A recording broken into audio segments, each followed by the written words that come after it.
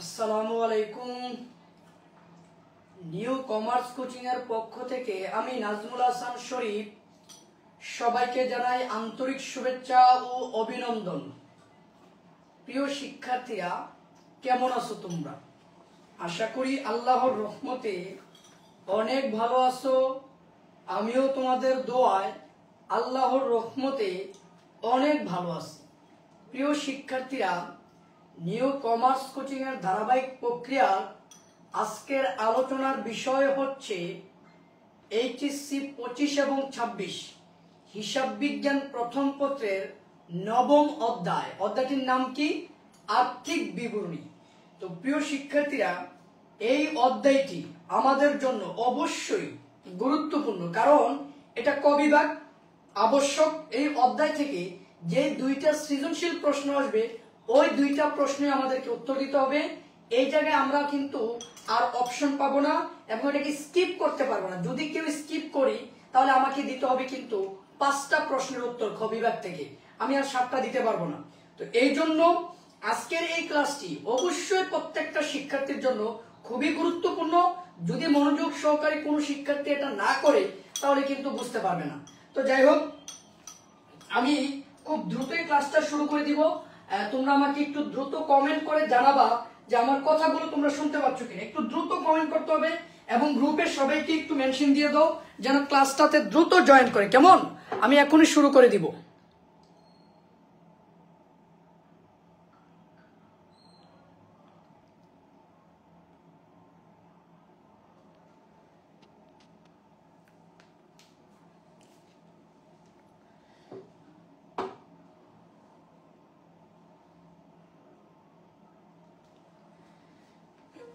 জি, আমরা কি শুরু করবো কিনা সেটা আমাদেরকে একটু জানিয়ে দিবা, কারণ যেহেতু এই অধ্যায়টা খুবই গুরুত্বপূর্ণ, এটা অবশ্যই সময়ের ব্যাপার। এবং আমরা এই অধ্যায়টার ভিতরে আমি মনে করি যে তাড়াহুড়ো না করাটাই আমাদের জন্য সবচেয়ে গুরুত্বপূর্ণ। তো আজকে আমি আলোচনা করব এই অধ্যায়ের বেসিক বিষয়গুলো। যে বিষয়গুলো যদি আমরা জানতে পারি, বুঝতে পারি, তাহলে এই অধ্যায়ের সৃজনশীল প্রশ্নগুলো আমরা খুব সহজেই কিন্তু বুঝতে পারবো। তো আমরা শুরু করে দিই নাকি? আমরা কি শুরু করবো? আমাকে একটু জানাবেন আপনারা, আমি কি শুরু করতে পারি ক্লাসটা? ওকে, দেখেন, আর্থিক বিবরণীর মূল লক্ষ্য বা উদ্দেশ্য কয়টা? আমরা যে আর্থিক বিবরণীটা প্রস্তুত করি বা আমরা যে আর্থিক বিবরণীটা তৈরি করি, তার মূল লক্ষ্য বা উদ্দেশ্য কয়টা? আর্থিক বিবরণীর মূল লক্ষ্য বা উদ্দেশ্য হচ্ছে 2টা। একটু কমেন্ট করবেন আমার সাথে। আর্থিক বিবরণীর মূল লক্ষ্য বা উদ্দেশ্য কয়টি? 2টি। 1, আর্থিক ফলাফল নিরূপণ করা। 2, সম্পদ, দায় এবং মালিকানা সত্ত্বের পরিমাণ নিরূপণ করা। একটা প্রতিষ্ঠানের সম্পদ, দায় এবং মালিকানা সত্ত্বের পরিমাণ নিরূপণ করা। তাহলে বলেন তো একটু কমেন্ট করে যে আর্থিক বিবরণীর মূল লক্ষ্য বা উদ্দেশ্য কয়টা? বলেন, একটু কমেন্ট করে জানাবেন কয়টা।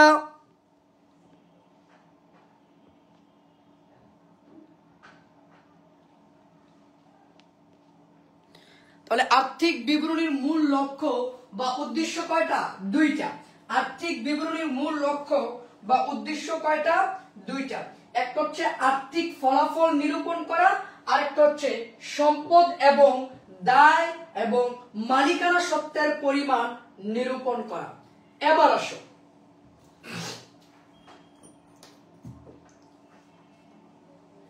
আইএএস।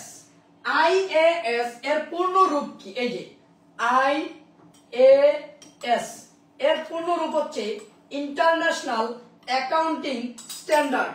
01 অনুযায়ী আর্থিক বিবরণীর ধাপ কয়টা? আর্থিক বিবরণীর ধাপ কয়টা বা অংশ কয়টা? হ্যাঁ, আর্থিক বিবরণীর ধাপ কয়টা বা অংশ কয়টা? তাহলে উত্তর হবে কয়টা?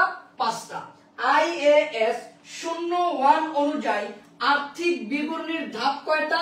5টা। কি কি? বিশদ আয় বিবরণী, মালিকানা সত্ত্ব বিবরণী, আর্থিক অবস্থার বিবরণী, নগদ প্রবাহ বিবরণী, প্রয়োজনীয় টিকা বা গণনা সমূহ। বলো তো বুঝতে পারছো কিনা?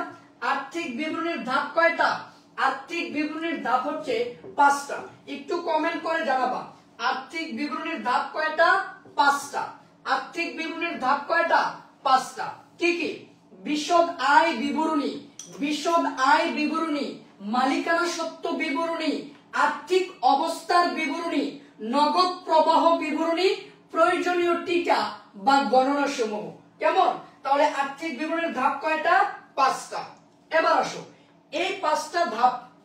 এবার যদি তোমাকে প্রশ্ন করে যে আর্থিক বিবরণী কয়টা, এই যে দেখো যদি বলে যে আর্থিক বিবরণী কয়টা, তাহলে উত্তর দিবা 4টা। এই যে আয় বিবরণী, মালিকানা সত্ত্ব বিবরণী, আর্থিক অবস্থার বিবরণী, নগদ প্রবাহ বিবরণী। যদি বলে যে বিবরণী কয়টা, বিবরণী, তাহলে উত্তর হবে 4টা। যদি বলে ধাপ কয়টা, উত্তর হবে 5টা। যদি বলে অংশ কয়টা, উত্তর হবে 5টা। বলো তো বুঝতে পারছো কিনা? বলো তো বুঝতে পারছো কিনা? তারপরে দেখো এই জায়গা থেকে আমরা আর কি শিখবো। এবার আসো এই বিশদ আয় বিবরণী, মালিকানা সত্ত্ব বিবরণী এবং নগদ প্রবাহ বিবরণী, এই 3টা জিনিস প্রস্তুত করা হয় হিসাবকাল শেষে। এই 3টা জিনিস প্রস্তুত করা হয় হিসাবকাল শেষে। কখন? হিসাবকাল শেষে। এই যে দেখেন কোন ধারণা অনুযায়ী? হিসাবকাল ধারণা অনুযায়ী। নোটবুক থেকে আসবে কোন ধারণা অনুযায়ী? হিসাবকাল ধারণা অনুযায়ী। এই যে দেখেন এই 3টা জিনিস দেখেন, বিশদ আয় বিবরণী, মালিকানা সত্ত্ব বিবরণী, নগদ প্রবাহ বিবরণী, এই 3টা জিনিস আমরা হিসাবকাল শেষে হিসাবকাল ধারণা অনুযায়ী আমরা প্রস্তুত করি। কেমন? এটা কি মনে থাকবে? মনে থাকবে? আমাকে একটু জানান তো। এই যে হিসাবকাল শেষে হিসাবকাল ধারণা অনুযায়ী আমরা বিশদ আয় বিবরণী প্রস্তুত করি, মালিকানা সত্ত্ব বিবরণী প্রস্তুত করি, নগদ প্রবাহ বিবরণী প্রস্তুত করি। এবার আসেন, এবার এই আর্থিক অবস্থার বিবরণীটা তৈরি করা হয় একটা নির্দিষ্ট সময়ে, প্রতিষ্ঠানের নির্দিষ্ট সময় বিন্দুতে, প্রতিষ্ঠানের নির্দিষ্ট সময়ে, প্রতিষ্ঠানের নির্দিষ্ট সময়ে এবং নির্দিষ্ট সময় বিন্দুতে। কোন ধারণা অনুযায়ী জানেন? চলমান ধারণা অনুযায়ী। চলমান প্রতিষ্ঠান বা চলমান ধারণা অনুযায়ী। এই যে দেখেন তাহলে আর্থিক বিবরণীটা আমরা প্রস্তুত করি কোন ধারণা অনুযায়ী? চলমান প্রতিষ্ঠান ধারণা অনুযায়ী। কখন? প্রতিষ্ঠানের নির্দিষ্ট সময় বিন্দুতে অথবা যে কোনো নির্দিষ্ট সময়ে। তাহলে আর্থিক অবস্থার বিবরণীটা আমরা প্রস্তুত করব যে কোনো নির্দিষ্ট সময়ে, যে কোনো নির্দিষ্ট সময়ে। কোন ধারণা অনুযায়ী? চলমান প্রতিষ্ঠান ধারণা অনুযায়ী। কোন ধারণা অনুযায়ী? চলমান প্রতিষ্ঠান ধারণা অনুযায়ী। একজনের প্রশ্ন করছো আইএস এর পূর্ণরূপ কি? আইএস এর পূর্ণরূপ হচ্ছে ইন্টারন্যাশনাল অ্যাকাউন্টিং স্ট্যান্ডার্ড, আন্তর্জাতিক হিসাব মান। আইএস আন্তর্জাতিক হিসাব মান 01 অনুযায়ী আর্থিক বিবরণীর ধাপ কয়টা? 5টা। কয়টা? 5টা। আশা করি বুঝতে পারছেন। এবার এই আর্থিক অবস্থার বিবরণী, এটা হচ্ছে আর্থিক বিবরণীর একটা ধাপ। এটা প্রস্তুত করা হয় চলমান প্রতিষ্ঠান ধারণা অনুযায়ী। কখন? যে কোনো নির্দিষ্ট সময়ে, যে কোনো নির্দিষ্ট সময় বিন্দুতে। বলেন তো বুঝতে পারছেন কিনা? বলেন তো বুঝতে পারছেন কিনা? এবার আসেন প্রয়োজনীয় টিকা বা গণনা, এটাও হিসাবকাল শেষে প্রস্তুত করা হয় কোন ধারণা অনুযায়ী বা নীতি অনুযায়ী? পূর্ণ প্রকাশ, পূর্ণ প্রকাশ নীতি অনুযায়ী। পূর্ণ প্রকাশ নীতি অনুযায়ী। দেখেন পূর্ণ প্রকাশ নীতি অনুযায়ী প্রয়োজনীয় টিকা বা গণনা এটা প্রস্তুত করা হয়। এই যে এটা কিন্তু ঢাকা ইউনিভার্সিটির ভর্তি পরীক্ষায় আসছিল যে প্রয়োজনীয় টিকা বা গণনা এটা আমরা কোন নীতি অনুযায়ী প্রস্তুত করে থাকি। এটা প্রস্তুত করা হয় পূর্ণ প্রকাশ নীতি অনুযায়ী। কোন নীতি অনুযায়ী বলেন তো? পূর্ণ প্রকাশ নীতি অনুযায়ী। কোন নীতি অনুযায়ী? পূর্ণ প্রকাশ নীতি অনুযায়ী। তাহলে আমরা যেটা বুঝতে পারলাম, বিশদ আয় বিবরণী, মালিকানা সত্ত্ব বিবরণী, নগদ প্রবাহ বিবরণী, এই 3টা প্রস্তুত করা হয় হিসাবকাল শেষে হিসাবকাল ধারণা অনুযায়ী। আর্থিক অবস্থার বিবরণী প্রস্তুত করা হয় যে কোনো নির্দিষ্ট তারিখে চলমান প্রতিষ্ঠান ধারণা অনুযায়ী। প্রয়োজনীয় টিকা বা গণনা এটা প্রস্তুত করা হয় পূর্ণ প্রকাশ নীতি অনুযায়ী। কি অনুযায়ী? পূর্ণ প্রকাশ নীতি অনুযায়ী। বলেন তো বুঝতে পারছেন কিনা? এই জায়গাটুকু বুঝতে পারছেন কিনা বলেন। এই জায়গা থেকে কিন্তু মিনিমাম 2টা এমসিকিউ আপনি পাবেন। এই জায়গা থেকে আপনি মিনিমাম 2টা এমসিকিউ পাবেন। এই জায়গা থেকে আপনি মিনিমাম 2টা এমসিকিউ পাবেন। এই জায়গা থেকে আপনি মিনিমাম 2টা এমসিকিউ পাবেন। বলেন বুঝতে পারছেন? একটু কমেন্ট করে জানাবেন বুঝতে পারছেন। আসেন তারপরে এইটাও এমসিকিউ হিসাবে আসে। দেখেন আধুনিক ব্যবসা জগতে মানে আধুনিক ব্যবসার জগতে দুটি বিবরণীকে আর্থিক বিবরণী বলা হয়। দেখেন আমরা তো জানি যে আর্থিক বিবরণীর ধাপ কয়টা? 5টা। এই 5টা ধাপ মিলে কিন্তু আর্থিক বিবরণী।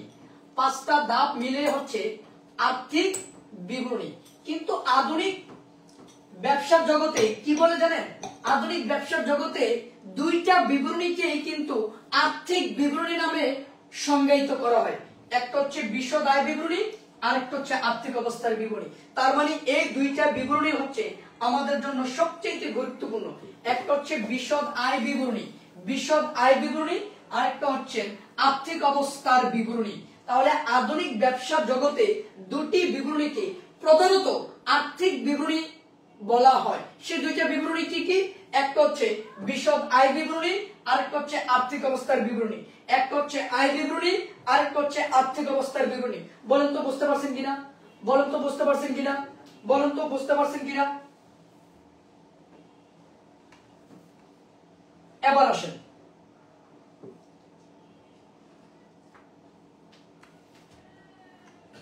বিশদ আয় বিবরণী জিনিসটা কি। দেখেন একটু আমরা সংজ্ঞাটা পড়ে যাই। বিশদ আয় বিবরণী জিনিসটা কি? প্রত্যেক ব্যবসা প্রতিষ্ঠানের প্রধান উদ্দেশ্য হলো মুনাফা অর্জন। একটি নির্দিষ্ট সময় শেষে সাধারণত 1 বছর, ওই যে একটা নির্দিষ্ট সময়ের শেষে সাধারণত 1 বছর কত লাভ বা ক্ষতি হলো এটা প্রতিষ্ঠানের মালিক জানতে চায়। আর এটা বাহির করার জন্য আমরা প্রতিষ্ঠানের মুনাফা জাতীয় আয় থেকে মুনাফা জাতীয় ব্যয়গুলো বাদ দিয়ে যে বিবরণীটা আমি প্রস্তুত করি ওই বিবরণীটাকে বলা হয় বিশদ আয় বিবরণী। এবার আসেন কি বিবরণী? বিশদ আয় বিবরণী। আয় বিবরণী প্রস্তুত করা হয় হিসাবকাল ধারণা অনুযায়ী। একটু আগে আমি আলোচনা করেছি। এবার আসেন বিশদ আয় বিবরণী কয় প্রকার? বিশদ আয় বিবরণী 2 প্রকার, যথা একধাপ বিশিষ্ট আয় বিবরণী, বহুধাপ বিশিষ্ট আয় বিবরণী। বিশদ আয় বিবরণী কয় প্রকার বলেন তো কমেন্ট করে? 2 প্রকার। বিশদ আয় বিবরণী কয় প্রকার বলেন তো? 2 প্রকার। একটু কমেন্ট করে জানাবেন বিশদ আয় বিবরণী কয় প্রকার? 2 প্রকার। একটা হচ্ছে একধাপ বিশিষ্ট আয় বিবরণী আর একটা হচ্ছে বহুধাপ বিশিষ্ট। এই একধাপ বিশিষ্ট আয় বিবরণীটা আমরা কোন প্রতিষ্ঠানের জন্য প্রস্তুত করব জানো? সেবামূলক। সেবামূলক প্রতিষ্ঠানের জন্য আমরা বিশদ আয় বিবরণী প্রস্তুত করব। আর বহুধাপ বিশিষ্ট আয় বিবরণীটা প্রস্তুত করব উৎপাদনকারী প্রতিষ্ঠানের জন্য। উৎপাদনকারী প্রতিষ্ঠানের জন্য। উৎপাদনকারী প্রতিষ্ঠান বলতে বোঝাচ্ছে যেটার মধ্যে ক্রয় বিক্রয় দেওয়া থাকবে ওইটাই উৎপাদনকারী প্রতিষ্ঠান। আর যেটাতে সেবা আয় দেওয়া থাকবে, সেবা আয়, ওইটা হচ্ছে সেবামূলক প্রতিষ্ঠান। তাহলে এই জায়গা থেকে স্পষ্ট একটা জিনিস আমরা বুঝে নেই যে একধাপ বিশিষ্ট আয় বিবরণীটা এটা কোন প্রতিষ্ঠানের জন্য প্রস্তুত করতে হয়? সেবামূলক প্রতিষ্ঠানের জন্য। আর বহুধাপ বিশিষ্ট আয় বিবরণীটা প্রস্তুত করতে হয় উৎপাদনকারী প্রতিষ্ঠানের জন্য। বলেন তো আমরা এই জায়গাটুকু বুঝতে পারছি কিনা? এই জায়গাটুকু বুঝতে পারছি কিনা আমাকে একটু জানাবেন প্লিজ। এই জায়গাটুকু বুঝতে পারছি কিনা আমাকে একটু জানাবেন প্লিজ। এই জায়গাটুকু বুঝতে পারছেন কিনা আমাকে একটু জানাবেন প্লিজ।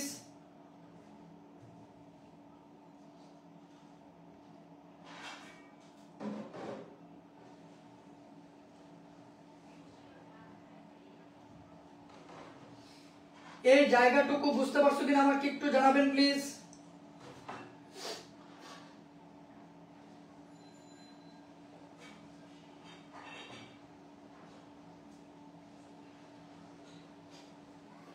ওকে, যদি বিশদ আয় বিবরণীটা আমরা বুঝতে পারি তারপরে আমরা চলে যাচ্ছি মালিকানা সত্ত্ব বিবরণীতে।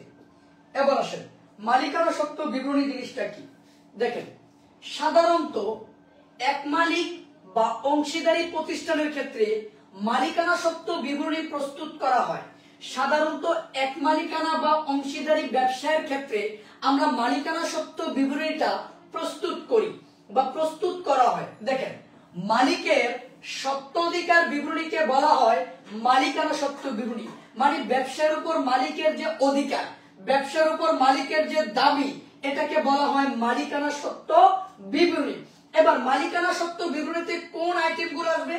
যে আইটেমগুলো ই কে প্রভাবিত করে, যে আইটেমগুলো কাকে প্রভাবিত করে? ই কে প্রভাবিত করে, ওই আইটেমগুলো মালিকানা সত্ত্ব বিবরণীতে আসবে।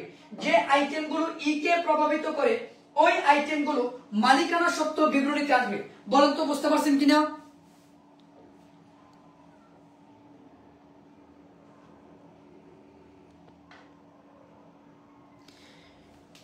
বলেন বুঝতে পারছেন কিনা? মালিকানা সত্ত্ব বিবরণীটা এটাও কিন্তু আমরা প্রতিষ্ঠানের যে আইটেমগুলো ই কে প্রভাবিত করবে ওইগুলো নিয়ে কিন্তু আমরা করব। কেমন? তারপরে আসেন আর্থিক অবস্থার বিবরণী। তারপরে আমরা শিখব কি? আর্থিক অবস্থার বিবরণী। দেখেন,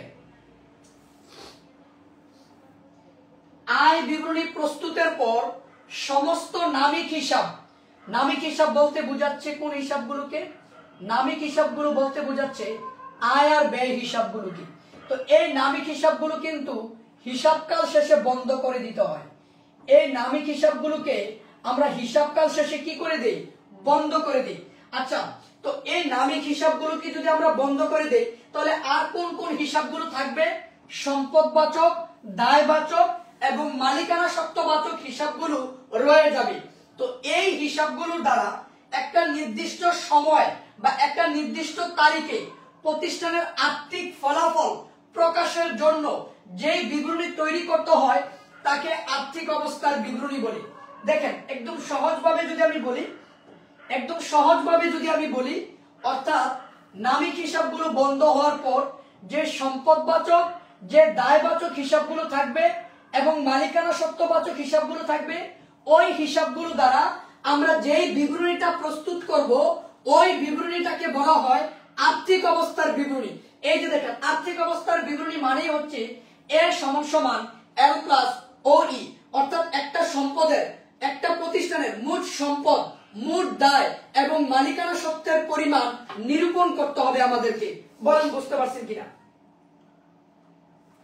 জি, উত্তরণ মালিকানা সত্ত্ব হিসাব।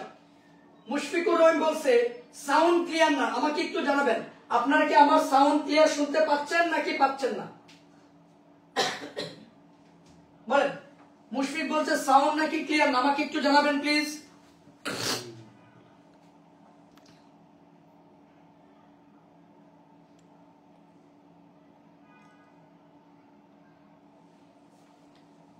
দেখেন, আর্থিক অবস্থার বিবরণীটা বুঝতে পারছি আমরা? আর্থিক অবস্থার বিবরণী কি বুঝতে পারছি? ওকে, এবার আসুন নগদ প্রবাহ বিবরণী। নগদ প্রবাহ বিবরণী, এবার দেখেন নগদ প্রবাহ বিবরণীটা কি?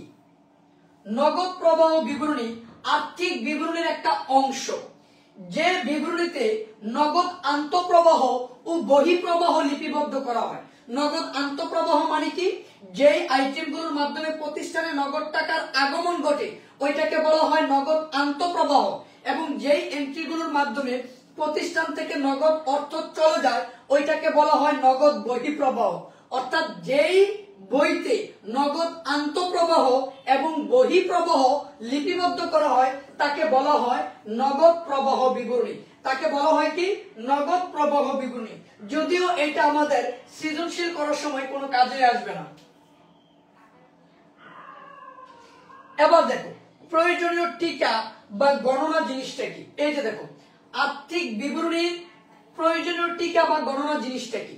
মূল আর্থিক বিবরণীতে তথ্যগুলোকে সহজভাবে, সুন্দরভাবে উপস্থাপন করার জন্য আমরা যে ব্যাখ্যা দিয়ে থাকি, আমরা যে গণনা কার্যটা করে থাকি ওইটাকে বলা হয় প্রয়োজনীয় টিকা বা গণনা। আর এই প্রয়োজনীয় টিকাটা যেমন বেতন কয় মাসের বকেয়া, ভাড়া কত মাসের অগ্রিম দিছি, বিনিয়োগের সুদ কত মাসের ধরতে হবে, ঋণের সুদ কত মাসের দিতে হবে, এই যাবতীয় জিনিসগুলো সুন্দরভাবে উপস্থাপন করার জন্য ব্যাখ্যা সহ আমরা যে জায়গায় লিখে রাখি ওইটাকে বলা হয় প্রয়োজনীয় টিকা বা গণনা সমূহ। এবার দেখেন এই প্রয়োজনীয় টিকা বা গণনা এটা প্রস্তুত করতে হয় পূর্ণ প্রকাশ নীতি অনুযায়ী। কি অনুযায়ী? পূর্ণ প্রকাশ নীতি অনুযায়ী। এরপর দেখেন IAS এর পূর্ণরূপ কি? International accounting standards. বলেন তো বুঝতে পারছেন কিনা? এই জায়গাটুকু বুঝতে পারছেন কিনা আমাকে একটু জানাবেন। এই জায়গাটুকু বুঝতে পারছেন কিনা আমাকে একটু বলবেন প্লিজ। এই জায়গাটুকু বুঝতে পারছেন কিনা আমাকে একটু জানাবেন প্লিজ। সবাই কি বুঝতে পারছেন? সবাই কি বুঝতে পারছেন আমাকে একটু জানাবেন প্লিজ।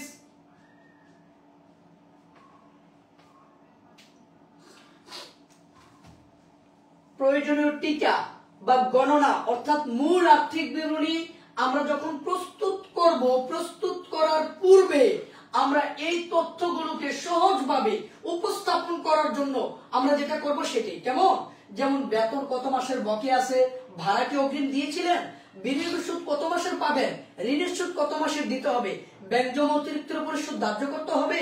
এই যে যাবতীয় বিষয়গুলোকে সুন্দর করে আমরা নোট আকারে যে জায়গায় উপস্থাপন করব সেটার নামই হচ্ছে প্রয়োজনীয় টিকা বা গণনা সমূহ।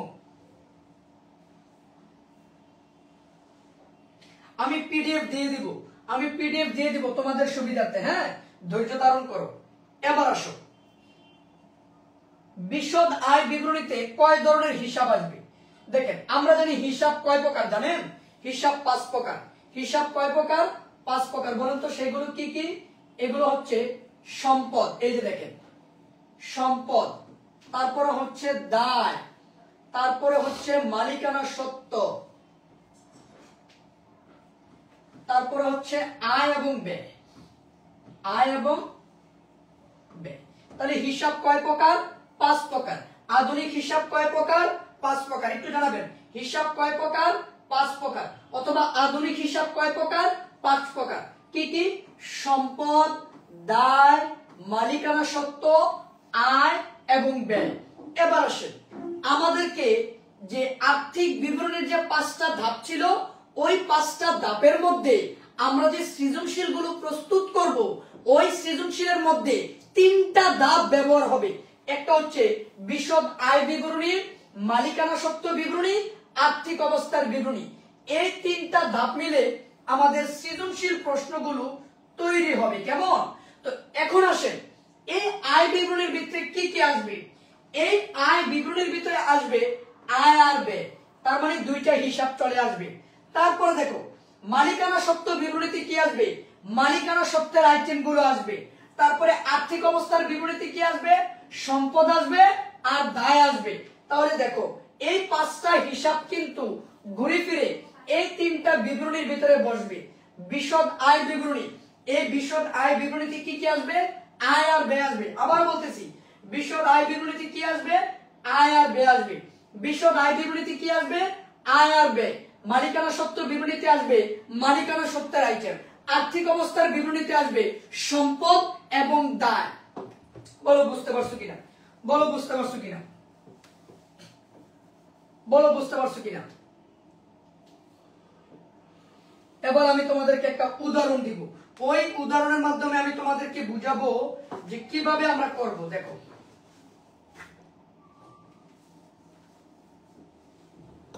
সবাই ভালোভাবে বোঝার চেষ্টা করবা। কেমন?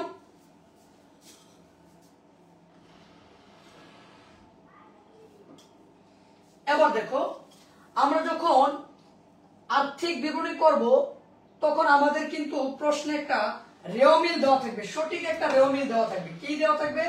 রেওমিল। মনে করে এই টাইপের একটা রেওমিল দেওয়া থাকবে।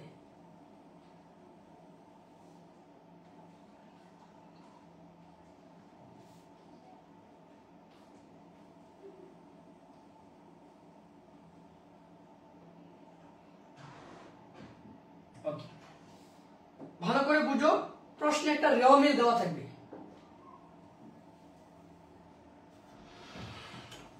রেওমিলের ঘর কয়টা? 5টা। তারিখ, বিবরণ, খতিয়ান পৃষ্ঠা, ডেবিট টাকা, ক্রেডিট টাকা। তারিখ না মানে ক্রমিক নং আর কি। এই যে দেখো ক্রমিক নং,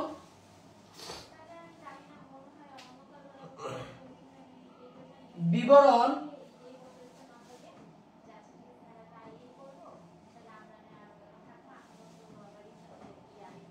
ডেবিট টাকা ক্রেডিট টাকা।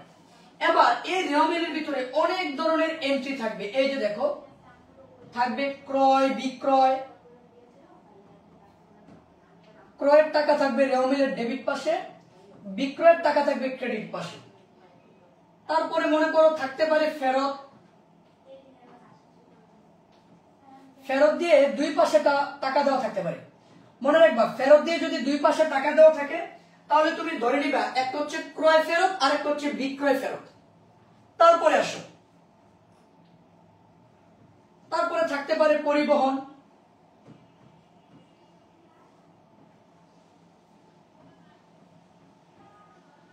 আচ্ছা তারপরে থাকতে পারে মূলধন,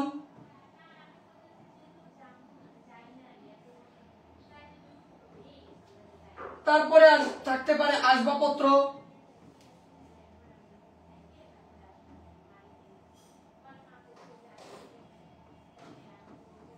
তারপরে থাকতে পারে দেনাদার পাওনাদার,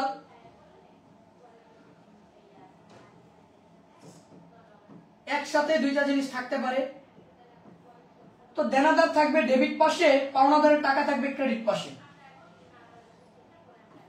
মূলধনের টাকা কিন্তু ক্রেডিট পাশে থাকবে। আচ্ছা তারপরে থাকতে পারে মজুরি,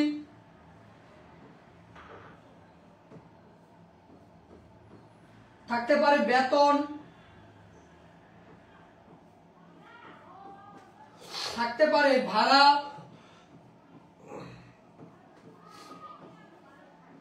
এইভাবে অনেক এন্ট্রি থাকবে। কেমন? এবার তার নিচে কিছু সমন্বয়ের এন্ট্রি থাকবে। এই সমন্বয়ের এন্ট্রিগুলো সবচেয়ে গুরুত্বপূর্ণ। এই যে সমন্বয়ের কিছু এন্ট্রি দেওয়া থাকতে পারে। মনে রাখবা সমন্বয় শব্দের অর্থ হচ্ছে মিলকরণ। সমন্বয় মানে কি? সমন্বয় মানে হচ্ছে অগ্রিম আর বকেয়া। এই যে দেখো এই জিনিসগুলোকেই সমন্বয় বলে, অগ্রিম আর বকেয়া। সমন্বয় মানেই হচ্ছে অগ্রিম আর বকেয়ার খেলাবেলা। হ্যাঁ, অগ্রিম আর বকেয়া। সমন্বয় শব্দের অর্থ হচ্ছে মিলকরণ। কি করণ? মিলকরণ। তো এই যে রেওমিলটা তোমরা দেখতে পাচ্ছ, এটা একটা সঠিক রেওমিল।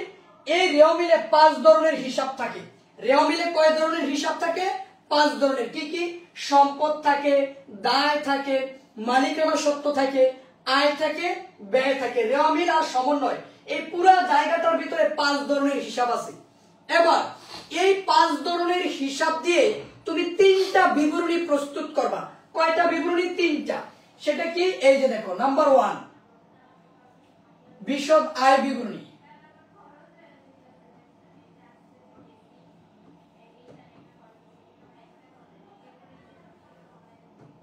বিশদ আয় বিবরণী। 2 নম্বর হচ্ছে মালিকানা সত্ত্ব বিবরণী,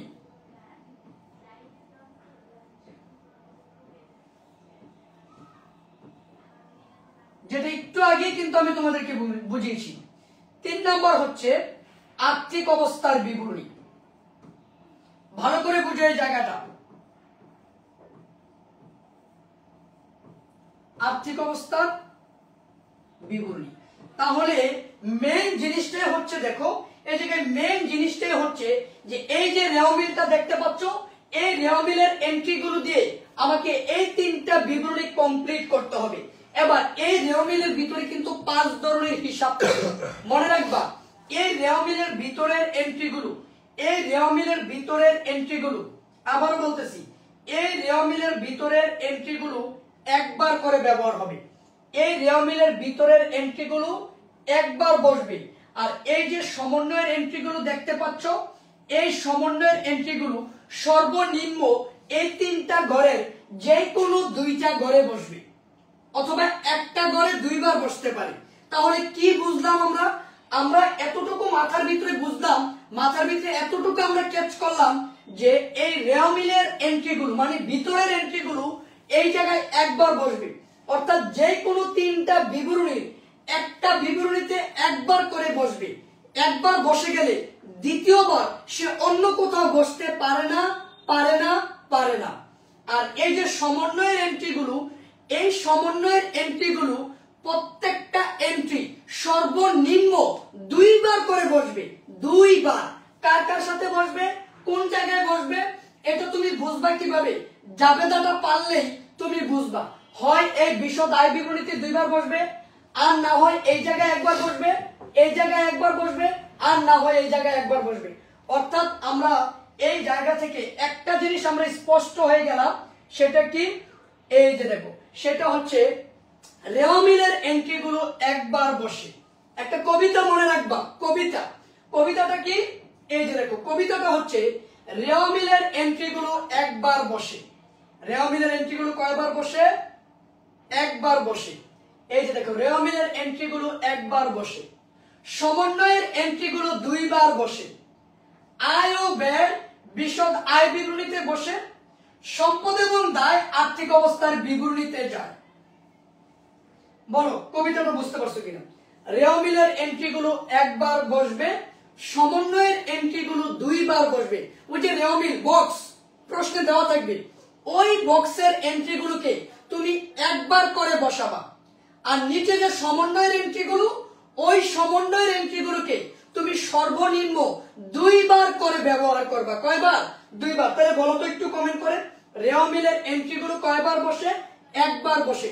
সমন্বয়ের এন্ট্রিগুলো 2 বার বসে। আয় এবং ব্যয় বিশদ আয় বিবরণীতে বসে, আয় ও ব্যয় বিশদ আয় বিবরণীতে বসে, সম্পদ এবং দায় আর্থিক অবস্থার বিবরণীতে যায়। তাহলে বলো তো বুঝতে পারছি কিনা? বলো বুঝতে পারছি কিনা? রেওয়ামিলের এন্ট্রিগুলো কয়বার বসে? রেওয়ামিলের এন্ট্রিগুলো একবার বসে।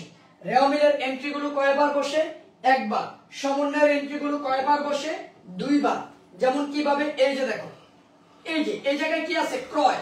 আচ্ছা, ক্রয় করলে কি হয়? ব্যয় হয়। তাহলে এই যে দেখো, ক্রয় করলে আমরা জানি বিশদ আয় বিবরণীতে বসবে আয় আর ব্যয়, আর মালিকানা সত্ত্ব বিবরণীতে বসবে মালিকানা সত্ত্বের আইটেমগুলো, আর্থিক অবস্থার বিবরণীতে বসবে সম্পদ এবং দায়গুলো। এই যে দেখো, এবার ভালো করে বোঝার চেষ্টা করো। এই যে ক্রয়, ক্রয় করলে কি হয়? ক্রয় করলে ব্যয় হয়, ক্রয় করলে ব্যয় হয়।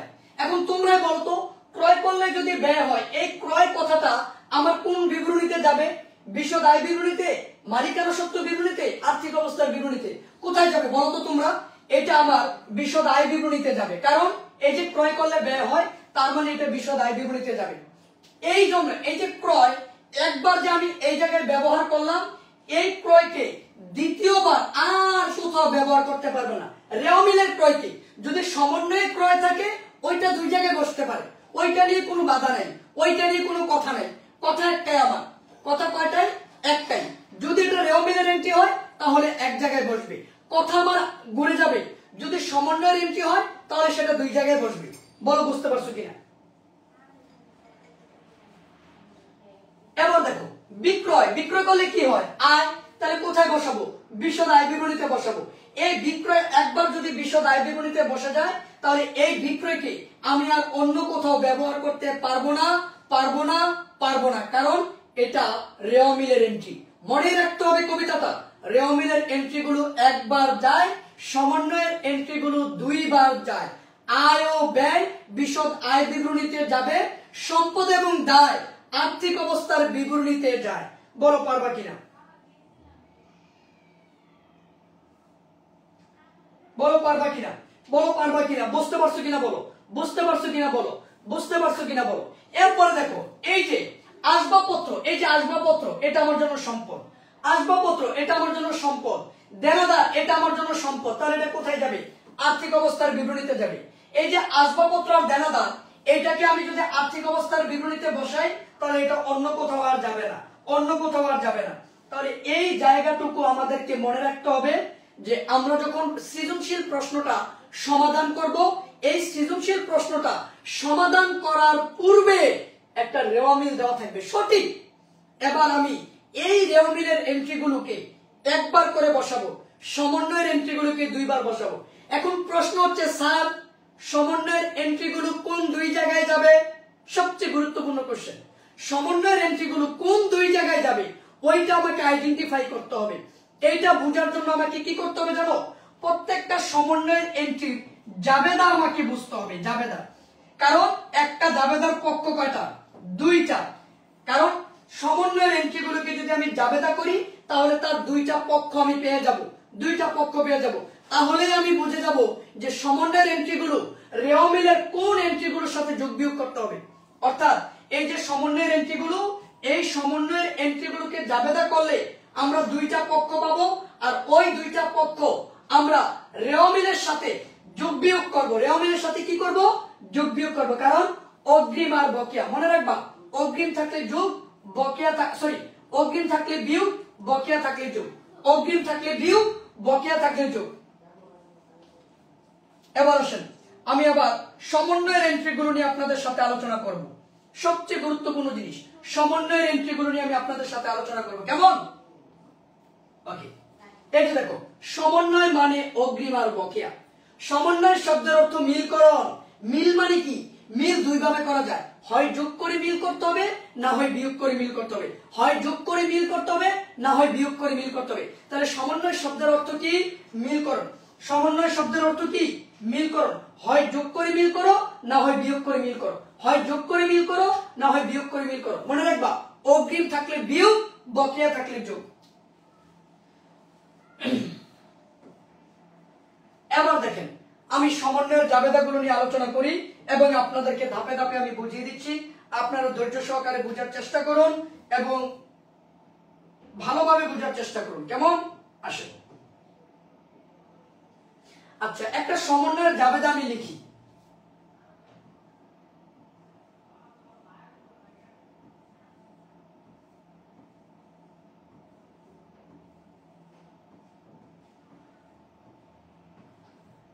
বাকিতে পণ্য ক্রয়। এই যে বাকিতে পণ্য ক্রয় 3000 টাকা, এটা কিন্তু একটা সমন্বয়ের এন্ট্রি। আচ্ছা, বাকিতে ক্রয় 3000 টাকা, এটা কোথায় কোথায় বসবে?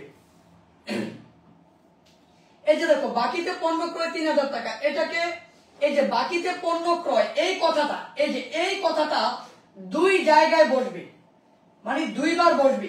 আচ্ছা, কোন দুইবার বসবে, কার কার সাথে বসবে, এটা বোঝার জন্য এটাকে জাবেদা করতে হবে। আসেন এটাকে জাবেদা করি। বাকিতে পণ্য ক্রয়, এটার জাবেদা আমরা সবাই জানি।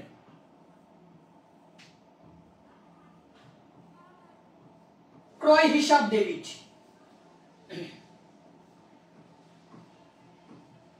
বাকিতে ক্রয় করছি, টাকা দেই নাই, দিব। আমরা কাকে টাকা দেই? পাওনাদারকে টাকা দিই। তাহলে আমরা লিখবো পাওনাদার হিসাব ক্রেডিট। এই যে বাকিতে পণ্য ক্রয়ের জাবেদা কি? দেখেন, বাকিতে পণ্য ক্রয়ের জাবেদা কি? বাকিতে পণ্য ক্রয়ের জাবেদা কি? ক্রয় হিসাব ডেবিট, পাওনাদার হিসাব ক্রেডিট। এবার এই যে দেখেন, বাকিতে পণ্য ক্রয়, তার দুইটা পক্ষ পাইছেন আপনি, একটা পাইছেন ক্রয়, আরেকটা পাইছেন পাওনাদার। তার মানে এই জাবেদাটা করার পরে আমি একটু একটু বুঝতে পারতেছি এই বাকিতে পণ্য ক্রয় কথাটা, এই কথাটা দুইটা এন্ট্রির সাথে যোগ বিয়োগ করতে হবে। একটা হচ্ছে ক্রয়ের সাথে, আরেকটা হচ্ছে পাওনাদারের সাথে। একবার ক্রয়ের সাথে, আরেকবার পাওনাদারের সাথে। এবার দেখেন, এবার একটু আগে আমরা একটা রেও মিল করছিলাম না? এই যে দেখেন তো রেও মিল। এবার ওই যে বাকিতে পণ্য ক্রয়, এটা নিচে এভাবে থাকবে। এখন এই বাকিতে পণ্য ক্রয়টা আমি কার কার সাথে যোগ করব বা কার কার সাথে বিয়োগ করব? ক্রয়ের সাথে আর পাওনাদারের সাথে। এবার আমি দেখব যে দুইটা পক্ষ আমি জাবেদা করে পাইছি, ওই দুইটা পক্ষ রেও মিলে আছে কিনা। এই যে দেখেন, ক্রয়ও আছে, আবার পাওনাদারও আছে। এবার আমি কি করব? এই যে দেখেন, এবার রেও মিলে যে ক্রয়টা দেওয়া আছে, ওই ক্রয়টা আমি এই জায়গায় লিখবো। এই যে এটা হচ্ছে রেও মিলে যেটা দেওয়া আছে ওইটা, এই যে রেও মিলের ক্রয়টা। এবার এই ক্রয়ের সাথে আমি যে বাকিতে ক্রয় করছি না, এটা এই জায়গায় যোগ করে দিব। এই যে দেখেন, বাকিতে ক্রয়, এই যে দেখছেন, বাকিতে ক্রয়, এইভাবে যোগ করে দিব আমি। তারপরে আবার রেও মিলে যে পাওনাদার আছে, ওই পাওনাদারের সাথে আমি বাকিতে ক্রয়টা কি করব? যোগ করব। বলে কেন যোগ করব? এই যে দেখেন, কেন করব? এই যে দেখেন দুই জায়গায় যোগ হবে, একবার ক্রয়ের সাথে যোগ হবে আর একবার পাওনাদারের সাথে যোগ হবে। কেন? এই যে দেখেন ক্রয় কোথায় আছে? জাবেদার ডেবিট পাশে, আর পাওনাদার জাবেদার কোথায় আছে? ক্রেডিট পাশে। এবার ক্রয় রেও মিলের কোথায় আছে? ডেবিট পাশে। পাওনাদার রেও মিলের কোথায় আছে? ক্রেডিট পাশে।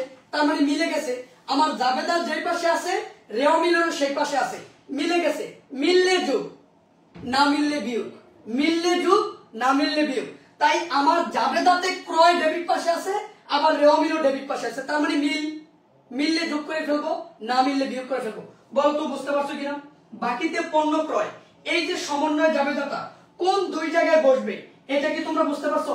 বাকিতে পণ্য ক্রয়, এটার জাবেদা আমি করছি আগে, ক্রয় ডেবিট, পাওনাদার ক্রেডিট। তাহলে কোথায় কোথায় বসবে? একবার ক্রয়ের সাথে যোগ করতে হবে, আরেকবার পাওনাদারের সাথে যোগ করতে হবে। Okay fine. এবার আসো, এবার এটা কোথায় কোথায় যাবে? ক্রয়, এটা বিশদ আয় বিবরণীতে যাবে, বিশদ আয় বিবরণীতে যাবে। পাওনাদার, এটা দায়, এটা আর্থিক অবস্থার বিবরণীতে যাবে। তার মানে বাকিতে পণ্য ক্রয়, এটা যে দুইবার যাবে, কোন দুইটা বিবরণীতে যাবে? কোন দুইটা বিবরণীতে?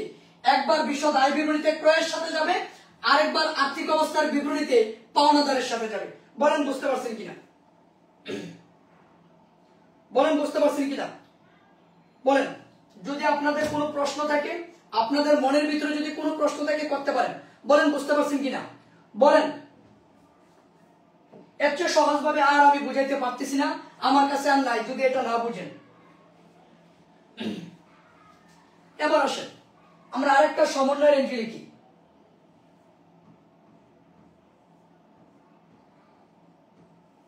অলিখিত বিক্রয়, অলিখিত বিক্রয় 3000 টাকা। অলিখিত বিক্রয় যেই কথা, বাকিতে বিক্রয় একই কথা। অলিখিত বিক্রয় যেই কথা, বাকিতে বিক্রয় একই কথা। এবার এই যে অলিখিত বিক্রয়, এটা একটা সমন্বয়ের এন্ট্রি রে বাবা। অলিখিত বিক্রয় বা বাকিতে বিক্রয়, এটা সমন্বয়ের এন্ট্রি। তাহলে এটাও কয়বার বসবে? দুইবার বসবে। আচ্ছা কোন দুইবার বসবে? এটাকে কি করতে হবে? জাবেদা করতে হবে। অলিখিত বিক্রয়ের জাবেদা আশা করি সবাই পারে। অলিখিত বিক্রয় যেই কথা, বাকিতে বিক্রয় একই কথা। আসেন, বাকিতে বিক্রি করছি, টাকা কি পাইছি? না পাই নাই, পাবো। কার কাছে টাকা পাই? আমরা দেনাদারের কাছে টাকা পাই। তাহলে আমরা এই জায়গায় লিখবো দেনাদার হিসাব ডেবিট, দেনাদার হিসাব ডেবিট। এবার আমি কি করছি? বিক্রয় করছি, তাহলে আমি এই জায়গায় লিখবো বিক্রয় হিসাব ক্রেডিট। তাহলে দেখেন এই জায়গা থেকে, এই জায়গা থেকে আমরা স্পষ্ট ক্লিয়ার হইতে পারতেছি, এই যে অলিখিত বিক্রয় কথাটা তাদের দুইজনের সাথে যাবে। একবার দেনাদারের সাথে যাবে, আরেকবার বিক্রয়ের সাথে যাবে। একবার দেনাদারের সাথে যাবে, আরেকবার বিক্রয়ের সাথে যাবে। আপনি কি করবেন? রেওয়া মিলে দেনাদার দেওয়া আছে, রেওয়া মিলে দেনাদার দেওয়া থাকবে, এই দেনাদার কথাটা রেওয়া মিলে দেওয়া থাকবে। তখন আমরা কি করব? দেনাদার কথাটাকে লিখব, এটা তো রেওয়া মিলে থাকবে না। এবার এই দেনাদারের সাথে আপনি অলিখিত বিক্রয় এটা যোগ করবেন এইভাবে, এই যে অলিখিত বিক্রয় এটা যোগ করবেন, কারণ অলিখিত বিক্রয় মানে বাকিতে বিক্রয়, এর ফলে আমার দেনাদারের পরিমাণ বাড়ছে। এই যে এইভাবে আমরা যোগ করে বসাবো। এরপরে আবার বিক্রয় কথাটা কোথায় থাকবে? রেওয়া মিলে। বিক্রয় এটা রেওয়া মিলে থাকবে 100%। এবার এই বিক্রয়ের সাথে আমি অলিখিত বিক্রয় কি করব? যোগ করব। এইভাবে বিক্রয়ের সাথে অলিখিত বিক্রয়ের টাকাটা যোগ করে দিব আমি, এই যে যোগ করে নিচে নামিয়ে দিব। তাহলে দেখেন তো এটা দুই জায়গায় গেল না? এই যে বিক্রয়, এটা বিক্রয় মানে কি? আয়, তাহলে কোথায় যাবে? বিশদ আয় বিবরণীতে যাবে। দেনাদার, এটা আমার জন্য সম্পদ, কোথায় যাবে? আর্থিক অবস্থার বিবরণীতে যাবে। তাহলে অলিখিত বিক্রয় কয় জায়গায় যাবে? দুই জায়গায় যাবে। অলিখিত বিক্রয় কয় জায়গায় যাবে? দুই জায়গায় যাবে। এমডি বিল্লাল হোসেন আজকে ভর্তি হয়েছেন আপনারা। এমডি বিল্লাল হোসেন, আপনি কিন্তু আজকে আমার সাথে ফোনে কথা বলেছিলেন, কথা বলে আপনি ভর্তি হয়েছিলেন। আপনি ভয় পেয়ে গেছিলেন যে আমি কি 26-এর বেশি কোর্সটা নিচ্ছি নাকি অন্য কোনো কোর্সটা নিচ্ছি, ক্লাসগুলো কি ঠিকভাবে হবে? আপনি বলেছিলেন না? দেখেন ক্লাস কিন্তু ঠিকভাবে হচ্ছে। তো আপনাদের বন্ধু বান্ধব যারা আছে সবাইকে কোর্সটা এনরোল করিয়ে দিবেন। বলেন এটা বুঝতে পারছেন কিনা? এই যে দেখেন অলিখিত বিক্রয়, অলিখিত বিক্রয় মানে কি? বাকিতে বিক্রয়, এটা একটা সমন্বয় এন্ট্রি। এটা কয় জায়গায় যাবে? দুই জায়গায় যাবে রে বাবা, দুই জায়গায় বসবে। এখন কিভাবে বুঝবো? এটাকে জাবেদা করতে হবে। জাবেদা করলে তার পক্ষ কয়টা পাবো? দুইটা পক্ষ পাবো। এই যে দেখো, দেনাদার হিসাব ডেবিট, বিক্রয় হিসাব ক্রেডিট, তাহলে পক্ষ পাইলাম কয়টা? দুইটা, রাইট? এবার এই যে দুইটা পক্ষ পাইছি, এবার এই অলিখিত বিক্রয় কথাটা এই দুইটা পক্ষের সাথে আমরা কি করে দিব? যোগ বিয়োগ করে দিব। আচ্ছা, যোগ করব নাকি বিয়োগ করব, এটা বুঝবো কিভাবে? এটা বুঝবো আমার জাবেদার যে জায়গায় আছে ওই এন্ট্রিটা রেওমিলের সেই জায়গায় যদি থাকে, মিলে যদি যায় তাহলে যোগ করব, যদি না মিলে তাহলে বিয়োগ করব। আশা করি বুঝতে পারছেন। এবার আসেন আমরা আরো একটা সমন্বয়ের এন্ট্রি নিয়ে আলোচনা করব।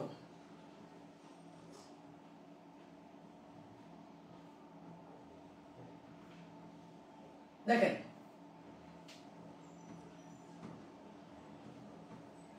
মালিক কর্তৃক পণ্য উত্তোলন, অর্থাৎ মালিক পণ্য উত্তোলন করছে, এটাও কিন্তু একটা সমন্বয়ের এন্ট্রি, এটাও কিন্তু দুই জায়গায় যাবে। এখন তোমাকে বুঝতে হবে এটা কোন দুই জায়গায় যাবে। হ্যাঁ, এটা বুঝতে হবে যে এটা কোন দুই জায়গায় যাবে। এই যে মালিক কর্তৃক পণ্য উত্তোলন, বলেন তো এটার জাবেদা কি হবে? দেখি আপনারা বলেন, মালিক কর্তৃক পণ্য উত্তোলন এটার জাবেদা কি বলেন?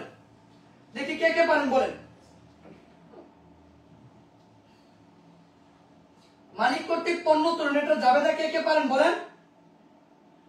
এই যে দেখেন,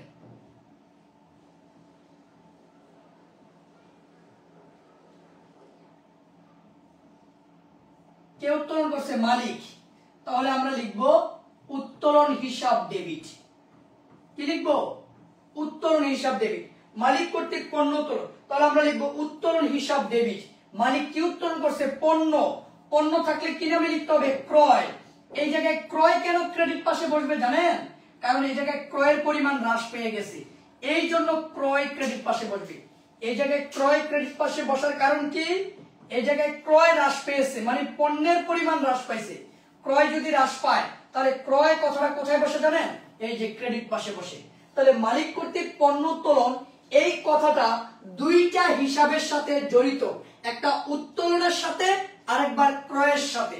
এবার আমি উত্তোলনের সাথে কি যোগ করব নাকি বিয়োগ করব, ক্রয়ের সাথে কি যোগ করব নাকি বিয়োগ করব, এটা এখন বোঝার বিষয়।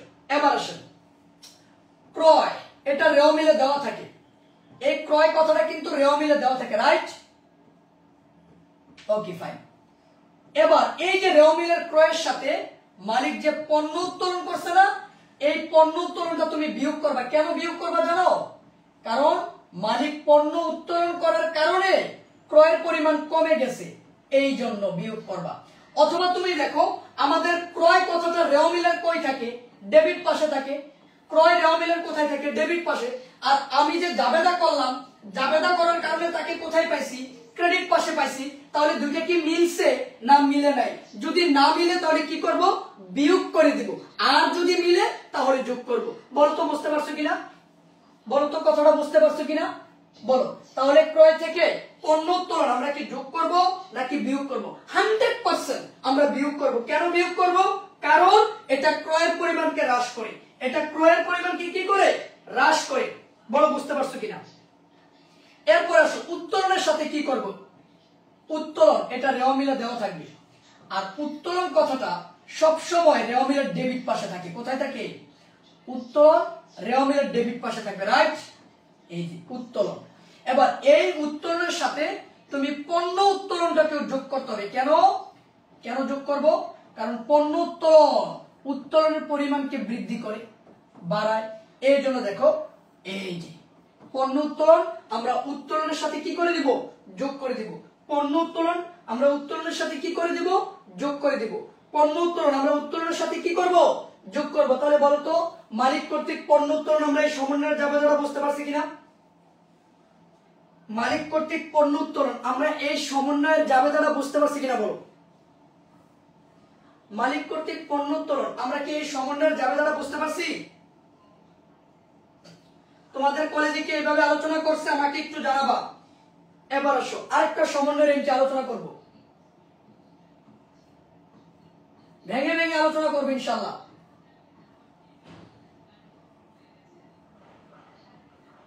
যেন তোমরা আর্থিক বিবরণী ভালো করতে পারো। বিনামূল্যে পণ্য বিতরণ, বিনামূল্যে পণ্য বিতরণ।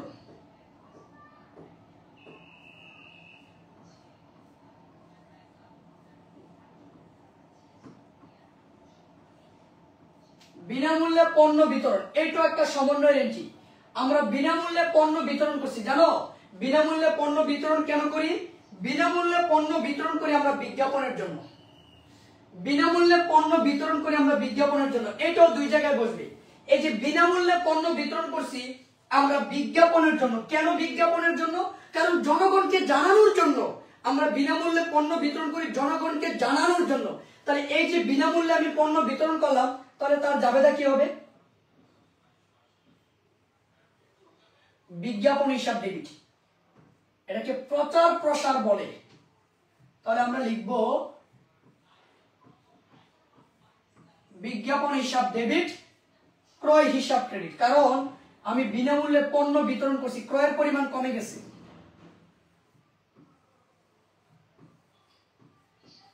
এই যে ক্রয় হিসাব ক্রেডিট। তাহলে এই যে দেখো, এই বিনামূল্যে পণ্য বিতরণ দুই জায়গায় বসবে, মানে দুইবার ব্যবহার হবে এটাকে। এবার কোন দুইবার ব্যবহার হবে? এই যে কোন দুইবার আমরা ব্যবহার করব? একবার বিজ্ঞাপনের সাথে ব্যবহার করব, আরেকবার আমরা ক্রয়ের সাথে ব্যবহার করব, রাইট? এই যে দেখো কোন দুই জায়গায় ব্যবহার করব, কোন দুই জায়গায়। এই যে বিনামূল্যে পণ্য বিতরণ, আমরা এটাকে কোন দুই জায়গায় বসাবো, কার কার সাথে বসাবো? এই যে বিনামূল্যে পণ্য বিতরণ, এটাকে যে আমি জাবেদা করছি, জাবেদা করার কারণে এটার দুইটা পক্ষ কিন্তু বাইরে হয়ে গেছে। দেখো সেই দুইটা পক্ষ কি কি? দুইটা পক্ষ হচ্ছে বিজ্ঞাপন হিসাব ডেবিট, ক্রয় হিসাব ক্রেডিট।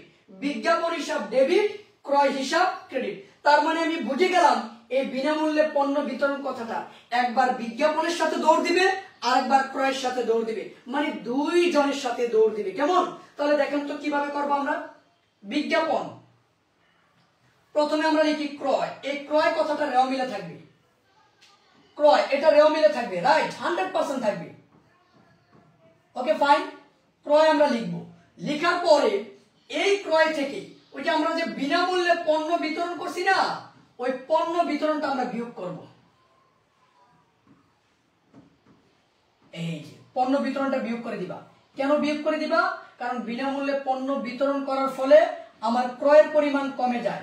তো আমরা যখন নিট ক্রয় বাহির করতে যাব বা ক্রয়ের পরিমাণ বাহির করতে যাব, তখন বিনামূল্যে এই পণ্য বিতরণটা মাইনাস করতে হবে। তারপরে আসো বিজ্ঞাপন। এই বিজ্ঞাপন কথাটাও রেও মিলে দেওয়া থাকবে, বিজ্ঞাপন কথাটাও রেও মিলে দেওয়া থাকবে। এই বিজ্ঞাপন কথাটাও রেও মিলে থাকবে। এই বিজ্ঞাপনের সাথে তুমি যে পণ্য বিতরণ করছো এটা যোগ করবা। কেন জানো? কারণ বিজ্ঞাপন রেও মিলে ডেবিট পাশে থাকে, আবার আমি যে জাবেদা করছি এই জায়গায় ডেবিট পাশে আছে, তাই আমরা দুইটা যোগ করব। বলো বিনামূল্যে পণ্য বিতরণটা বুঝতে পারছো কিনা? বিনামূল্যে পণ্য বিতরণের সমন্বয়ের এন্ট্রি ক্লিয়ার?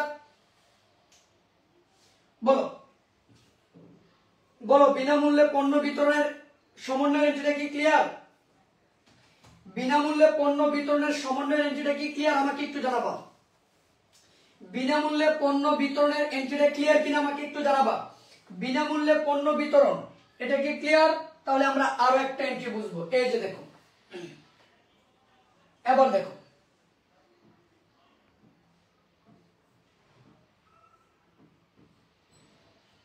আগুনে বিনষ্ট পণ্য, আগুনে বিনষ্ট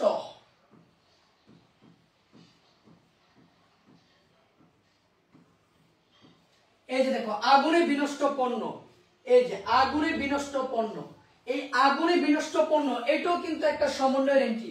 আমার পণ্য আগুনে বিনষ্ট হয়ে গেছে, নষ্ট হয়ে গেছে, তাহলে এটার জাবেদা কি তোমরা বলতে পারবা? আগুনে বিনষ্ট, চুরি হয়ে যাওয়া, হারিয়ে যাওয়া, এটাকে লিখতে হবে বিবিধ ক্ষতি হিসাব ডেবিট। বিবিধ ক্ষতি হিসাব ডেবিট। আগুনে কি বিনষ্ট হয়েছে? পণ্য। তাহলে পণ্যের পরিমাণ কমে গেছে, তাহলে আমাকে কি করতে হবে? ক্রয় হিসাব ক্রেডিট দিকে লিখতে হবে। এই যে দেখো, আগুনে বিনষ্ট পণ্য, আগুনে বিনষ্ট পণ্য, এই কথাটাও এই দুইটা জিনিসের সাথে যাবে। একবার বিবিধ ক্ষতির সাথে যাবে, আরেকবার ক্রয়ের সাথে যাবে।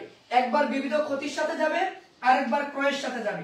এবার দেখো, এই দুইটা কথার মধ্যে বিবিধ ক্ষতি কথাটা না রেও মিলে থাকে না। তাহলে তুমি কার সাথে যোগ করবা? কারোর সাথে যোগ করা লাগবে না, সরাসরি তাকে ব্যয়ের ঘরে বসে দিবা। বিবিধ ক্ষতি একটা ব্যয়। কেমন ব্যয়? অপরিচালন ব্যয়, অন্যান্য ব্যয়। ডিরেক্টলি অন্যান্য ব্যয়ের ভিতরে বসে দিবা। বলে স্যার কোথায় বসাবো? একটু ধৈর্য ধরো, ধাপে ধাপে আসবে। এবার আসো, ক্রয় কিন্তু রেও মিলে থাকবে, ক্রয় কিন্তু রেও মিলে থাকবে। তখন তুমি কি করবা জানো? এই ক্রয়ের সাথে আগুনে বিনষ্ট পণ্যটা মাইনাস করবে। এই যে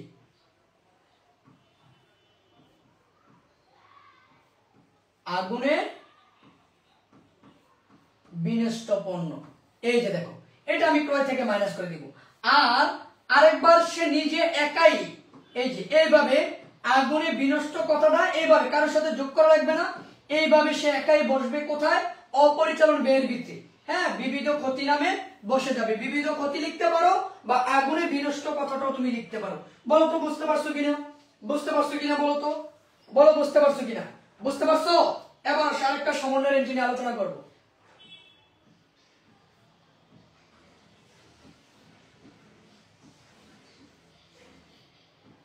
মুনাফাবিহীন বিক্রয়, মুনাফাবিহীন বিক্রয়, এটা একটা সমন্বয় নীতি। বলতো এটা জাবেদা কি? মুনাফাবিহীন বিক্রয়, এটা জাবেদা কি বলতো? মুনাফাবিহীন বিক্রয়, এটা জাবেদাটা বলো। মুনাফাবিহীন বিক্রয়, মুনাফাবিহীন বিক্রয়, এটা জাবেদা কি বলো? মুনাফাবিহীন বিক্রয়, এটা জাবেদা কি বলো তো দেখি? মুনাফাবিহীন বিক্রয়, আমি মুনাফাবিহীন বিক্রয় করছি, এটা জাবেদা হচ্ছে বিক্রয় হিসাব ডেবিট।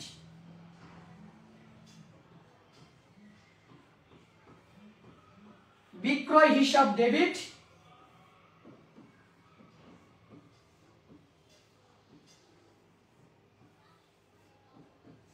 ক্রয় হিসাব ক্রেডিট।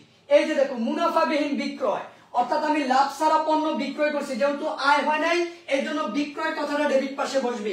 আর যেহেতু প্রতিষ্ঠানের পণ্যের পরিমাণ কমে গেছে এই জন্য ক্রয় কথাটা ক্রেডিট পাশে বসবে। তাহলে মুনাফাবিহীন বিক্রয়টা যাবে যা বিক্রয় ডেবিট ক্রয় ক্রেডিট, বিক্রয় ডেবিট ক্রয় ক্রেডিট। তাহলে এই মুনাফাবিহীন বিক্রয় কথাটা কয় জায়গায় বসবে? দুই জায়গায়, অর্থাৎ দুইবার বসবে। আচ্ছা, কোন দুইবার বসবে? কোন দুই জায়গায় বসবে? কার কার সাথে বসবে? এটা আমি বুঝে গেছি। কিভাবে যে জাবেদা করলাম এই জন্য। এই যে বিক্রয়ের সাথে একবার বসবে, ক্রয়ের সাথে একবার বসবে। এবার বুঝার বিষয় হচ্ছে আমি বিক্রয়ের সাথে কি যোগ করব নাকি বিয়োগ করব, ক্রয়ের সাথে কি যোগ করব নাকি বিয়োগ করব। দেখো দেখো, ক্রয় কথাটা কিন্তু রেও মিলে দেওয়া থাকে, রাইট? এবার ক্রয় কথাটা রেও মিলের কোন পাশে থাকে রে বাবা? ক্রয় কথাটা রেও মিলের ডেবিট পাশে থাকে। কোথায় থাকে? ডেবিট, 100%। কিন্তু আমরা যে জাবেদা করলাম তখন ক্রয় কথাটাকে কোথায় পেলাম? ক্রেডিট পাশে। তার মানে মুনাফাবিহীন বিক্রয়টা ক্রয় থেকে মাইনাস হবে। এই যে এইভাবে লিখতে হবে, মুনাফা বিহীন বিক্রয়। এই যে দেখছো, কারণ এটা ক্রেডিট পাশে আছে এই জন্য মাইনাস করে দিতে হবে ক্রয় থেকে। ওকে, এরপরে আসো বিক্রয়। বিক্রয় কথাটা সব সময় রেও মিলের ক্রেডিট পাশে থাকে, কিন্তু মুনাফাবিহীন বিক্রয়ের জাবেদা যখন আমি করছি তখন বিক্রয় কথাটা কিন্তু ডেবিট পাশে। তাই আমাকে বিক্রয় থেকে মুনাফাবিহীন বিক্রয় কথাটাকে মাইনাস করতে হবে, যেহেতু মিলে নাই।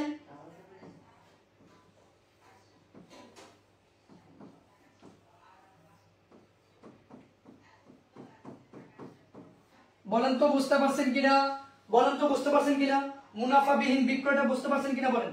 মুনাফাবিহীন বিক্রয়টা বুঝতে পারছেন কিনা বলেন? মুনাফাবিহীন বিক্রয়টা কি বুঝতে পারছেন? মুনাফাবিহীন বিক্রয়টা কি বুঝতে পারছেন? আমাকে একটু জানাবেন, মুনাফাবিহীন বিক্রয়টা কি বুঝতে পারছেন? কথা বলুন, মুনাফাবিহীন বিক্রয়টা কি বুঝতে পারছেন? মুনাফাবিহীন বিক্রয়টা কি বুঝতে পারছেন? এবার আসেন আরো সমন্বয়ের জাবেদা নিয়ে আলোচনা করি।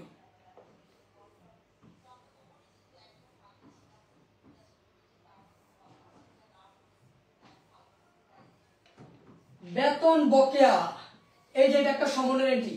বেতন বকেয়া, ভাড়া বকেয়া, অনেক কিছু বকেয়া থাকতে পারে। বেতন বকেয়া আপনারা পারেন, কারণ আমি কার্যপত্রে কিন্তু এগুলো আলোচনা করেছি, তাই না? এই যে বেতন বকেয়া, এটাও কিন্তু দুই জায়গায় বসবে। আচ্ছা, কোন দুই জায়গায় বসবে? এটাকে জাবেদা করতে হবে। কি করতে হবে? জাবেদা। এই যে দেখেন, বেতন হিসাব ডেবিট,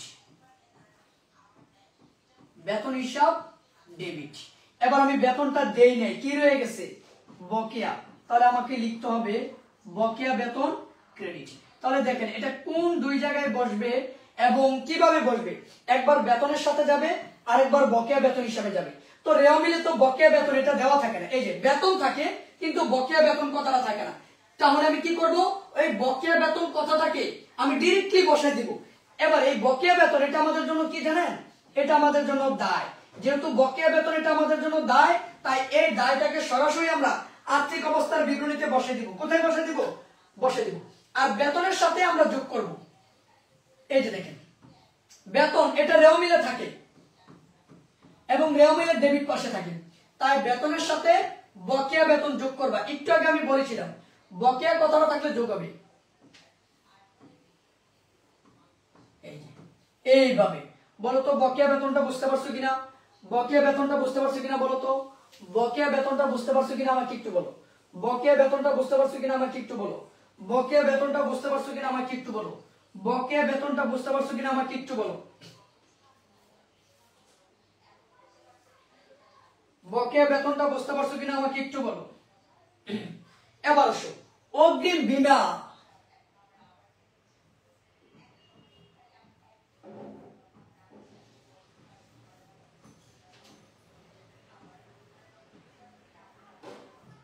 অগ্রিম বীমা এটা একটা সমন্বয়ের এন্ট্রি। অগ্রিম বীমা, অগ্রিম ভাড়া, অনেক কিছু থাকতে পারে। তো অগ্রিম বীমা এটাও কিন্তু একটা সমন্বয়ের এন্ট্রি। তাহলে এটাও কিন্তু দুই জায়গায় বসবে, এটাও দুই জায়গায় বসবে। আচ্ছা, কোন দুই জায়গায় আমরা ব্যবহার করব?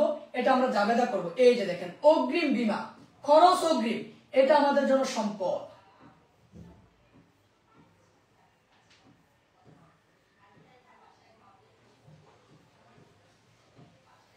তাহলে অগ্রিম বীমা হিসাব ডেবিট। এবার আমি লিখবো বীমা হিসাব ক্রেডিট। দেখেন, বীমা কথাটা তো ক্রেডিট পাশে বসার কথা না, কারণ ব্যয় তো কখনো ক্রেডিট পাশে বসে না। তাহলে এই বীমা কথাটাকে কেন ক্রেডিট পাশে বসেছি? কারণ আমি বুঝাচ্ছি যে এই বীমার টাকাটা এখনো আমার জন্য ব্যয় হয় নাই, এখনো আমার জন্য ব্যয় হয় নাই। তার মানে রেওয়া মিলে এই অগ্রিম বীমা কথাটা এই দুইটার সাথে যোগ বিয়োগ করতে হবে। তো রেওয়া মিলে তো অগ্রিম বীমা নামে কোনো বীমা দেওয়া থাকে না, সাধারণত খুব কম থাকে। তবে বীমা কথাটা দেওয়া থাকে, তখন আমরা কি করব? অগ্রিম বীমা এটা আমার জন্য কি? অগ্রিম বীমা এটা আমার জন্য চলতি সম্পদ। ডিরেক্টলি আমি চলতি সম্পদের করে এটাকে বসাই দিব, মানে আর্থিক অবস্থার বিবরণীতে বসাই দিব। এই অগ্রিম বীমাটাকে আমি আর্থিক অবস্থার বিবরণীতে সরাসরি এই নামে বসাই দিব, অগ্রিম বীমা। আর এই যে বীমা এটা রেওয়া মিলে থাকে, এই যে দেখেন বীমাটা রেওয়া মিলে থাকবে। তবে বীমা কথাটা রেওয়া মিলে থাকবে ডেবিট পাশে, কিন্তু অগ্রিম বীমা ক্ষেত্রে বীমা কথাটা কোথায় আছে? ক্রেডিট পাশে না। তাই বীমা থেকে অগ্রিম বীমা আমাকে কি করতে হবে? বিয়োগ করতে হবে। এই যে দেখেন, এই যে দেখছেন, অগ্রিম বীমা কথাটাকে বিয়োগ করতে হবে, কারণ এই যে বীমা কথাটা ক্রেডিট পাশে আছে এই জন্য। তাহলে বলেন তো অগ্রিম বীমা বুঝতে পারছি কিনা? অগ্রিম বীমা বুঝতে পারছি কিনা? এবার আমি আপনাদের সমন্বয়ের এন্ট্রিগুলো এই ফাঁকে বুঝাই দিচ্ছি। দেখেন, ওই যে সমন্বয়ের এন্ট্রি টোটাল 4টা, আর সমন্বয় 2 প্রকার। একটু কমেন্ট করে জানাবেন সমন্বয় কয় প্রকার? 2 প্রকার। সমন্বয় 2 প্রকার, আর টোটাল সমন্বয়ের এন্ট্রি হচ্ছে 4টা। দেখেন 2 প্রকার কি কি? এক প্রকার হচ্ছে অগ্রিম, আরেক প্রকার হচ্ছে বকেয়া। এক প্রকার হচ্ছে অগ্রিম, আরেক প্রকার হচ্ছে বকেয়া। এই অগ্রিম আর বকেয়া কথাটা কার কার সঙ্গে জড়িত হয় জানেন?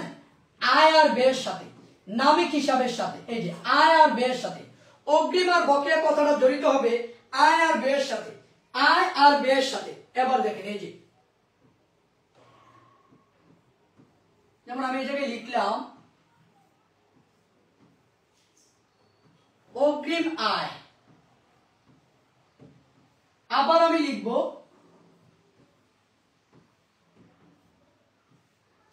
বকেয়া আয়। এরপর আমি লিখব ব্যয় কথাটা।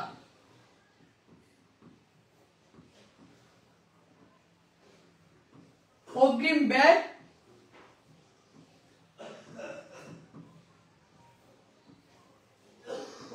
বকেয়া ব্যয়। এই যে দেখেন টোটাল এই চারটা হচ্ছে সমন্বয়ের এন্ট্রি। এবার এই চারটা এন্ট্রির মধ্যে দুইটা আমার জন্য সম্পদ আর দুইটা আমার জন্য দায়। মনে রাখবেন অগ্রিম আয় এটার মানে কি? অগ্রিম আয় এটার মানে হচ্ছে আমি কাউকে সেবা না দিয়ে তার কাছ থেকে টাকাটা গ্রহণ করে ফেলছি।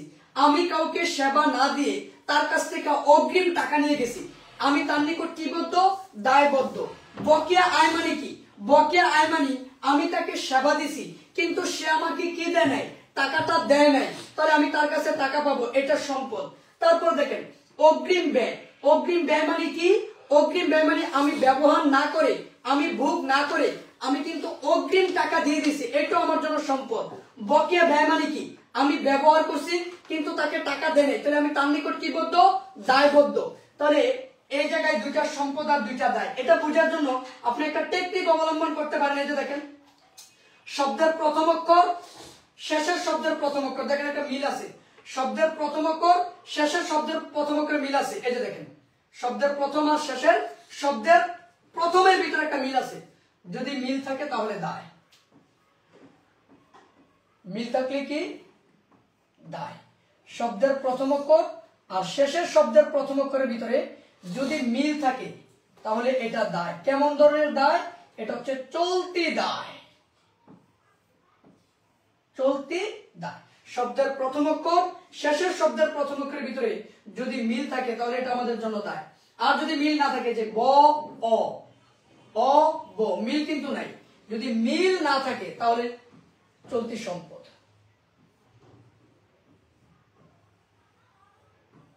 মিল না থাকে তাহলে কি হবে? চলতি সম্পদ হবে। বলেন তো বুঝতে পারছেন কিনা? বলেন বুঝতে পারছেন কিনা? বলেন তো বুঝতে পারছেন কিনা? আমাকে একটু জানাবেন। মিল থাকলে কি? থাকলে মিল থাকলে, এটা মিল থাকলে দায়। মিল থাকলে দায়, চলতি দায়। আর মিল না থাকলে কি? চলতি সম্পদ। বলেন বুঝতে পারছেন কিনা? মিল থাকলে দায় আর মিল না থাকলে কি? চলতি সম্পদ। মিল থাকলে দায়, মিল না থাকলে কি? চলতি সম্পদ। বলেন তো বুঝতে পারছেন কিনা? এইভাবে সমন্বয়ের এন্ট্রি গুলো মনে রাখতে হবে। এবং দেখেন এই জায়গায় আমি অনেক সমন্বয়ের এন্ট্রি লিখে রাখছি। এই যে দেখেন এই জায়গায় আরেকটা সমন্বয়ের এন্ট্রি আমি আলোচনা করে দিচ্ছি আপনাদেরকে। দেখেন এই জায়গায় সমন্বয়ের এন্ট্রিটা কি? এই যে বিনিয়োগের বকেয়া সুদ, বিনিয়োগের বকেয়া সুদ, এটা যাবে নাকি? বকেয়া বিনিয়োগের সুদ ডেবিট, বিনিয়োগের সুদ ক্রেডিট। দেখেন বিনিয়োগের বকেয়া সুদ, এটা যাবে না। বকেয়া বিনিয়োগের সুদ ডেবিট, বিনিয়োগের সুদ ক্রেডিট। তার মানে এটাও কিন্তু দুই জায়গায় যাবে। একবার বকেয়া বিনিয়োগের সুদ চলতি সম্পদ হিসাবে আর্থিক অবস্থার বিবরণীতে যাবে, আর বিনিয়োগের সুদ এটা আয়, আয় হিসাবে বিশদ আয় বিবরণীতে যাবে। কেমন? এরপর দেখেন ঋণের বকেয়া সুদ, এটা যাবে নাকি? ঋণের বকেয়া সুদ, এটা যাবে নাকি? এই যে দেখেন ঋণের সুদ ডেবিট, কারণ এটা ব্যয়। ঋণের সুদ ডেবিট, কারণ এটা কি? ব্যয়। ঋণের সুদ আমি ডেবিট থেকে কেন লিখছি? কারণ এটা ব্যয়। তারপরে দেখো বকেয়া ঋণের সুদ ক্রেডিট, কেন জানেন? কারণ বকেয়া ঋণের সুদ এটা আমার জন্য দায়। তার মানে ঋণের সুদ একবার ব্যয় হিসাবে বিশদ আয় বিবরণীতে যাবে, আরেকবার বকেয়া ঋণের সুদ এটা দায় হিসাবে আর্থিক অবস্থার বিবরণীতে যাবে। কেমন? তারপরে দেখেন বকেয়া বেতন, এটা তো আমি বুঝিয়েছি। অলিখিত বিক্রয়, এটাও আমি বুঝিয়েছি। তারপরে আসেন যেটা বুঝাইনি সেটা নিয়ে আলোচনা করব। পণ্য উত্তোলন বুঝাইছি। অবচয়, এই যে দেখেন অবচয় এবং বিলম্বিত বিজ্ঞাপনের জাবেদা কি? বিলম্বিত বিজ্ঞাপনের জাবেদা হচ্ছে বিলম্বিত বিজ্ঞাপন হিসাব ডেবিট। কারণ বিলম্বিত বিজ্ঞাপন কেন ডেবিট? কারণ এটা অলিক সম্পদ। এটা কি সম্পদ?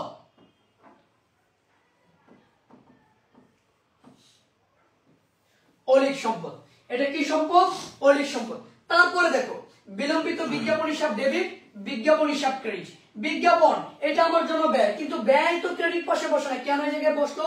কারণ বিলম্বিত বিজ্ঞাপন মানে তো বিজ্ঞাপনের যে টাকাটা আমরা ভবিষ্যতে ব্যবহার করব, এখনো ব্যবহার করি নাই, ওইটাকে বোঝাচ্ছে। অবচয়, সকল স্থায়ী সম্পত্তির অবচয়ের জাবেদা একটাই, সেটা কি? অবচয় হিসাব ডেবিট, পুঞ্জীবিত অবচয় হিসাব ক্রেডিট। অবচয় হিসাব ডেবিট, পুঞ্জীবিত অবচয় হিসাব ক্রেডিট। কেমন?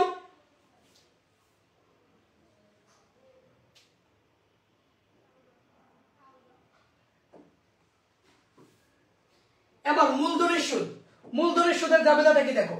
মূলধনের সুদ, মূলধনের সুদের জাবেদা হচ্ছে মূলধনের সুদ হিসাব ডেবিট, কারণ এটা ব্যয়। মূলধনের সুদ আমাদের জন্য এটা ব্যয়, প্রতিষ্ঠানের জন্য। আর মূলধন হিসাব ক্রেডিট, কারণ মূলধনের সুদটা কার? পাওনা, কার দাবি? মালিকের। এই জন্য মালিকানা সত্ত্ব বৃদ্ধি পায়, এই জন্য মূলধন ক্রেডিট। আর মুনাফাবিহীন বিক্রয় তো একটু আগে আলোচনা করলামই আমি। এইভাবে আমরা প্রত্যেকটা জিনিস আমরা হচ্ছে গিয়া সমন্বয়ের এন্ট্রিগুলো যদি মনে রাখতে পারি, তাহলে আমি আশাবাদী তুমি অঙ্কগুলো পারবা। তো আজকে আমি এই পর্যন্তই আলোচনা করলাম। ইনশাল্লাহ পরবর্তী ক্লাসে আমরা ফরম্যাট নিয়ে আলোচনা করব, মানে বিশদ আয় বিবরণীতে আমরা কিভাবে বাহির করব। এই যে বিশদ আয় বিবরণীটা কিভাবে প্রস্তুত করব, এইটা নিয়ে আমি আলোচনা করব ইনশাল্লাহ। এই যে পরবর্তী ক্লাস হবে আমাদের বিশদ আয় বিবরণী নিয়ে, কারণ বিশদ আয় বিবরণী পারলে আর্থিক অবস্থার বিবরণী পারা যাবে। কেমন? বিনিয়োগের সুদ ক্রেডিট কেন? আলিফ প্রশ্ন করছো। বিনিয়োগের সুদ এটা আমাদের জন্য আয়। আমি এক জায়গায় টাকা বিনিয়োগ করছি, ওই জায়গা থেকে আমি সুদ পাইছি, এটা আমাদের জন্য আয়, এই জন্য এটা ক্রেডিট। কেমন?